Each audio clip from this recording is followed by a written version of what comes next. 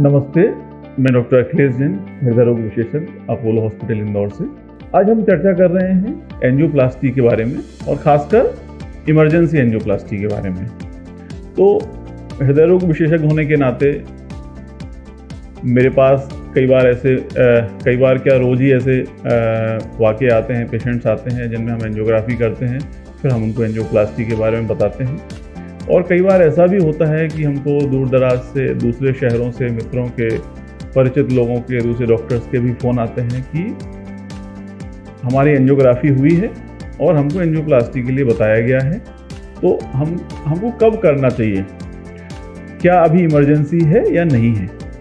तो मित्रों, मैं कहना चाहता हूँ कि इमरजेंसी एंजियोप्लास्टी के एक मोटा क्राइटेरिया है, या उसको बोलें थंब रूल है, कि यदि किसी पेशेंट को अटैक आया हुआ है, उसको ST एलिवेशन MI भी बोलते हैं, एक नॉन ST एलिवेशन MI होता है। तो ST एलिवेशन MI में, जिसमें कि आर्टरी 100% बंद हो जाती है, उसमें तो हमको इमीडिएट एंजियोप्लास्टी करने की ही ज़रूरत होती है, ताकि हमारा हार्ट का जो मसल है वो प्रिजर्व हो सके। दूसरा, यदि नॉन ST एलिवेशन MI भी है और ट्रोपाई पॉजिटिव है, तो ऐसे केस में भी यदि हम अर्ली एंजियोप्लास्टी करते हैं या तो अर्ली बाईपास करते हैं इंडिकेशन के हिसाब से, तो उसमें मॉर्टेलिटी बेनिफिट मिलता है और हमको फ़ायदा होता है। अर्ली करने में mortality benefit as well as survival benefit होता है।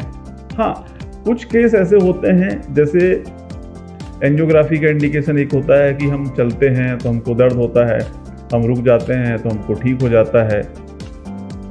TMT पॉजिटिव किसी का आता है, तब भी हम एंजियोग्राफी करते हैं।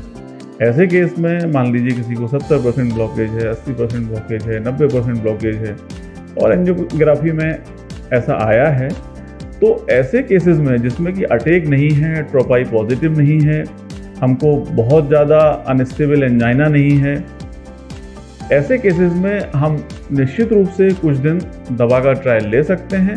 यदि दवा से दर्द में आराम है, सिम्टम्स में आराम है, लक्षणों में आराम है, तो हम कुछ दिनों उसको दवा पे ज़रूर निकाल सकते हैं। ऐसे केसेस में हमको एंजियोप्लास्टी इमरजेंसी में करने की ज़रूरत नहीं होती।